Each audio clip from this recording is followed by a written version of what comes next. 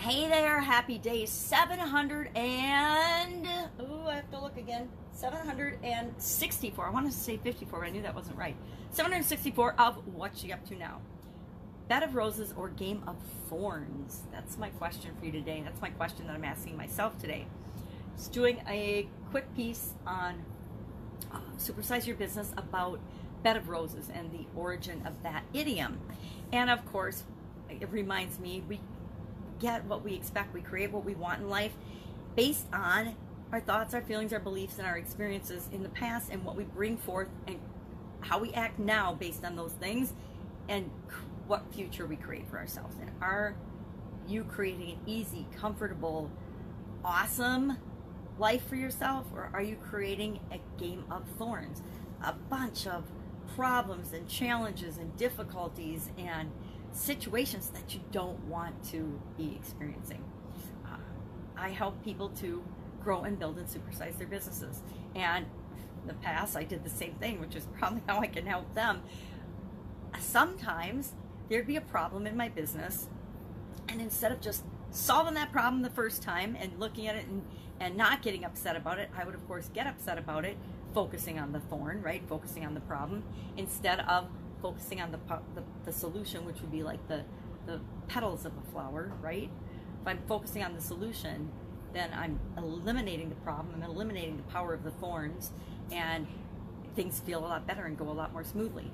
If I am, and I used to commiserate sometimes for days over the problem, and as long as I was focusing and thinking about the problem, I wasn't even open to seeing solutions. And there were problems that I focused on for days that were like an easy fix. As soon as I shut off my brain commiserating and saying, ain't it awful, and feeling like a victim and, oh, this problem is the worst problem in the whole wide world, as soon as I would stop that and ask myself, well, what's possible? What could be possible besides what I'm experiencing right now?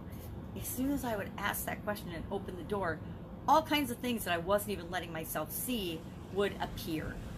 Solutions to problems. That's why I always encourage people, including myself, whenever there's a problem, instead of focusing on the problem, I hop into, as quickly as I can get myself to do it, well, what's possible? Yep, this is what is right now, and this is why I think it isn't right, but what can I do about it? How can I respond to it? What else is possible?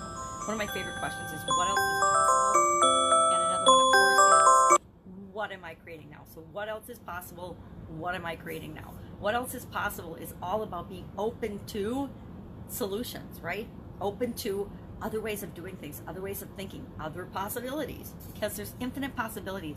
So often when we have a problem or a challenge, we think of it as either black and white. Either I do this or I do that. I either do A or B. I either stay married in this difficult situation, or I get divorced and I'm miserable.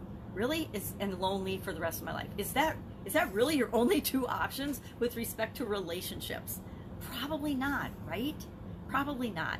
But if you're in a difficult situation and all you're looking at is the problems in that situation, it's really, really hard to open yourself up to and think about or even believe that anything else is possible. So bed of roses, or a life and a game of thorns. We kind of get to choose, but a lot of times we don't think we do. A lot of times it doesn't feel like we can choose, but it's a lie, right? It's always a lie, because we always have the ability to choose. We at least always have the ability to choose what we think. We always have the ability to choose how we're going to respond to something. So I think it's probably not a very popular opinion, but we all get to create the life that we want, and we get to decide, even though it doesn't always feel like we get to decide, we get to decide and choose whether it's going to be a bed of roses or a game of thorns. And with that power comes great responsibility, right? We have to stop blaming other people for the situations and this our life. We have to stop feeling like we're a victim and that we don't have any control over anything. We have to, take back our personal power and say, I felt like that in the past. I mean, I'm the first to admit that in the past I have felt like a victim. I have felt like the world was against me. I have felt like every way I turned, I was running up against a brick wall. And mostly that wall was created by me looking in the wrong direction, going in the wrong direction, trying to fit round pegs in square holes, or square pegs in round holes, square pegs in round holes. And it didn't need to be that way. But for some reason, whatever reasons, I felt at the time it had to be that way. I had to make this work. I had to make that work. This is the only way possible to do anything. When is the last time that there was only, absolutely only in the entire universe, only one way to do anything? I don't think there ever is, right? I don't think that we could think of a situation where there's absolutely, positively only one way to do something, one way to get a result that we want, right? But how often have we felt that way? How often have we felt boxed in and like, either I do this or my life is over, right? I either change this or my life is over. we think as humans so much in absolutes, and it's funny because almost nothing in the universe is absolute, right? Almost nothing. I mean, there's a few things in the universe that are absolute. Gravity is gravity, right? Gravity is a physical law. You can pretend it doesn't exist. You can believe it doesn't exist. You can think it doesn't apply to you, but guess what? It absolutely totally does. If you jump off a building, you're probably going to die, or you at least hurt yourself, because gravity is going to affect you just like every other thing on this planet. So, you know, there is a level of, you can take some of this stuff to the nonsense level and you know, stupidity level, but why would you do that? We wouldn't do that, right? So I'm thinking about beds of roses and the lives we create, the life I create. Because guess what? Everything in my life ain't perfect. Do I wish it was? Yes. No, I don't. Because I actually, that's really interesting. I really don't. Because think how boring life would be if your life was actually perfect.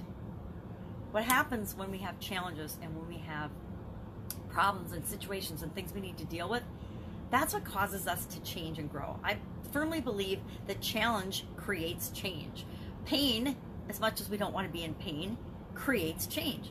How often, when everything's going smoothly in our life and everything's hunky-dory, do we actually change or do anything different?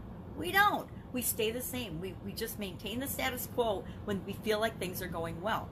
It's only when a problem or a challenge or an obstacle or a situation comes up, or when we get a big desire of something new and different that we want, and that's when the obstacles show up, right? That's right between where you are right now and what you ultimately want right now, because that's going to change over time. What are some of the obstacles that pop up? And here's the really interesting thing.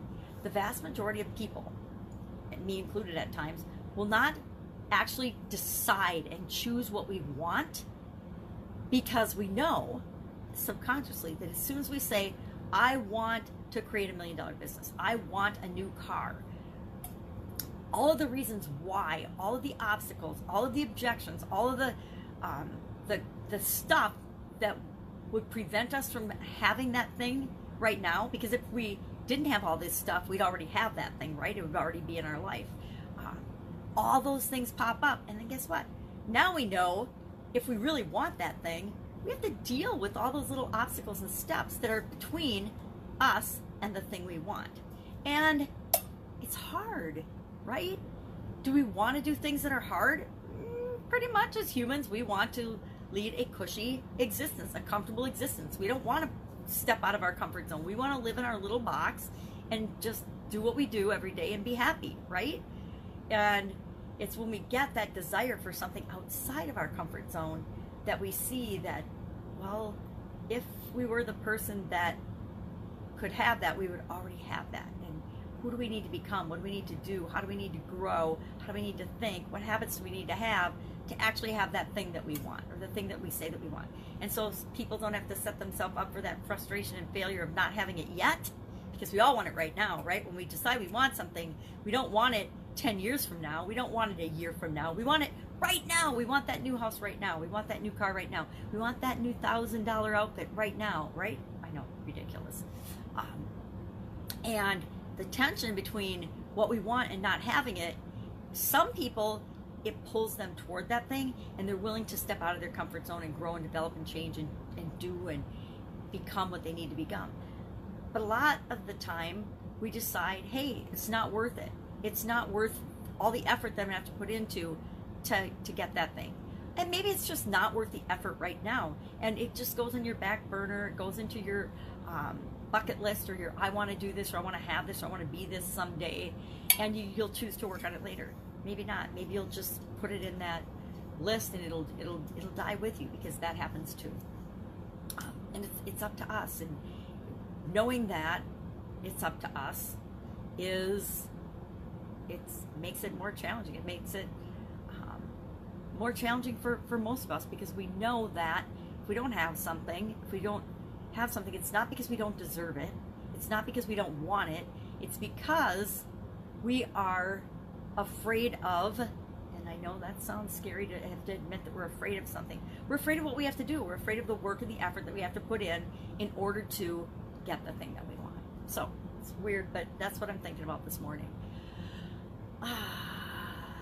Challenges, as we're speaking of challenges, the live challenge workshop is beginning March 23rd. It's a free 5-day workshop. It'll actually be 10 days with bonuses, but 5 days of how to create and use the number one, hands down, free strategy to bring all of the customers and clients, and I'm talking the best customers and clients, your ideal customers and clients, to you for free. Now, when I say free, I mean you can, but you don't have to ever do any paid advertising or anything to it. Free does not mean you don't have to put any time and energy and resources into it, right? You at least have to put in time and energy. Nothing, I'm sorry people, in the universe and on the planet, in the world, is absolutely free. You're either going to invest your time, your energy, your money, your other resources, your intelligence, whatever. You're going to put something into something to get something out. Life is an exchange of value. Everything is energy, and you have to put energy into something to get energy out. You have to put resources into something to get money out. Money is just energy, right? So, working on that. I'm thinking I have to count how many days it is until, I think it's 20.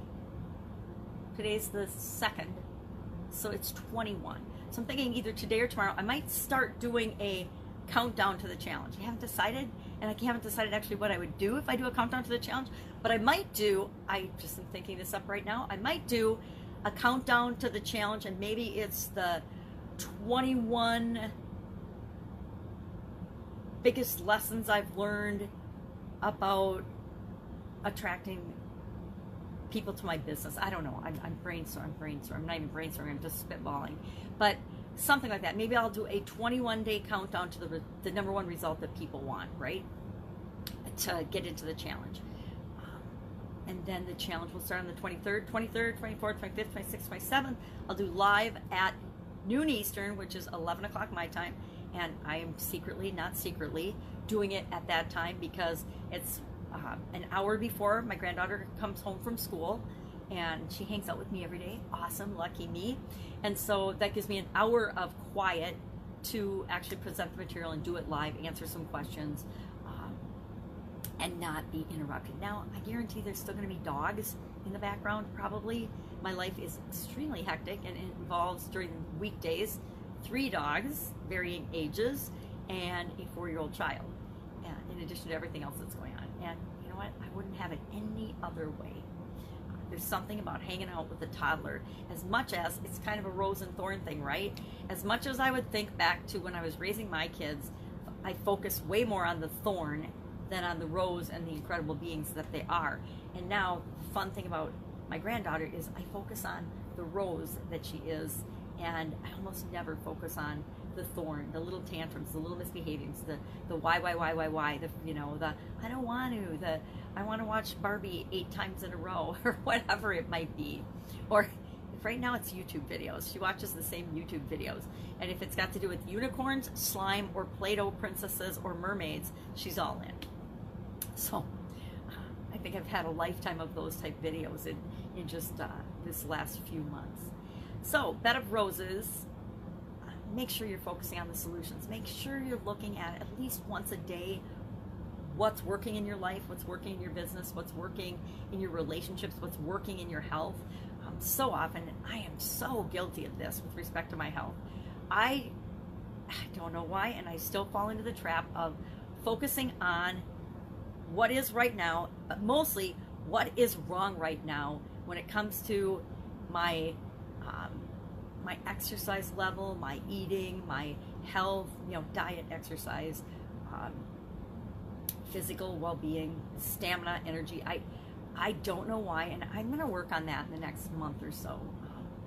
Really just getting rid of that negative aspect. And I could make excuses and reasons for it, but I consciously know that it is the exact opposite of what I need to do to always have optimum health. And yet I will every once in a while, every year, not even every year, but every once in a while, I get sucked into this negative vortex of not looking at the right things with respect to my health. I slip into some bad habits that I haven't had for a long time. And, I need to address those and take care of those. But instead of just focusing on the solution, sometimes I beat myself up for, well, how did I fall off the wagon with respect to drinking my enough water every day? How did I stop moving enough every day? Things like that. So instead of beating ourselves up about what we're not doing, we need to focus on what's right, what we are doing, and create more of that. All right, that's it. If I can help you in any way, hit me up in the comments below. Otherwise, I'm going to sip my coffee, process my videos, work on my challenge, and have an awesome day. An awesome Monday, actually. It's Monday. And I wish you the same. Bye.